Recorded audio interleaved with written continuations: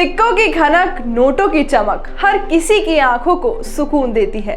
बात सच है, पैसा खामोश होकर भी बहुत कुछ बोलता है, इसीलिए पैसा बोलता है।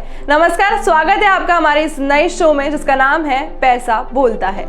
मौजूदा समय में रुपया कई तरह के रूप में आ चुका है। सिक्कों से शुरू हुए रुपए का इतिहास आज क्रिप्टो करेंसी तक पहुंच चुका है। आज हर घर मोहल्ले में इसको लेकर चर्चा भी है और उत्सुकता भी। ये क्रिप्टो का असर ही है कि इस बार केंद्र सरकार ने इसे इनकम टैक्स रिटर्न की श्रेणी में शामिल किया है। तो क्या सरकार इस कदम के जरिए क्रिप्टो को लीगल करने के मूड में है? आज के शो में हम जानेंगे क्रिप्टो को लेकर इनकम टैक्स भरने के नियम और सरकार के इसके प्रति रवैये को।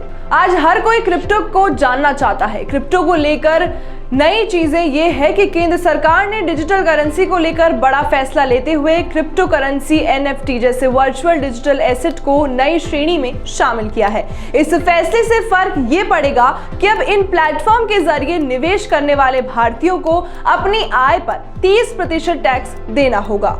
ये नियम कुछ लॉटरी आदि जैसे इनाम जीतने पर मिलने वाली राशि पर लगने वाले टैक्स के समान है। केंद्र द्वारा लागू ये नियम 1 अप्रैल 2022 के बाद से हुए लेन देन पर लागू किए जाएंगे। हालांकि बजट 2022 फाइनेंशियल ईयर 2021-22 को लेकर शांत दिखाई पड़ते हैं। इसके अलावा संबंधित वर्ष को लेकर टैक्स भुगतान करें तो करें कैसे, इस बात को लेकर भी संशय है।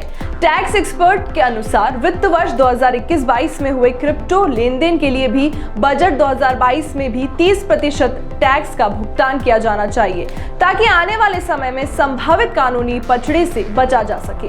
अमेरिका और ब्रिटेन जैसे देशों पर नजर घुमाएं तो पता चलेगा कि वहां क्रिप्टो करेंसी के जरिए हुई आय को एसेट माना जाता है और इसके चलते उससे हुई आय पर कैपिटल गेन टैक्स लगाया जाता है। ऐसे में देश भी संवत ऐसा ही विचार रखकर क्रिप्टो के जरिए होने वाली कमाई पर ही टैक्स लगाया गया है। अब इस दौरान सबसे बड़ा सवाल जो सामने आकर खड़ा होता है वो ये है कि क्या सरकार क्रिप्टो पर टैक्स लगाकर इसे लीगल मान रही है? इसके जवाब में केंद्रीय प्रत्यक्ष कर board CBDT chairman JB Mahapatra का कहना है कि ऑनलाइन डिजिटल एसेट्स को टैक्स के दायरे में लाने से इनकम टैक्स डिपार्टमेंट को देश में हो रहे क्रिप्टो करेंसी के कारोबार की गहराई, इस क्षेत्र के निवेशक और उनके निवेश की प्रकृति के बारे में जानने में मदद मिलेगी।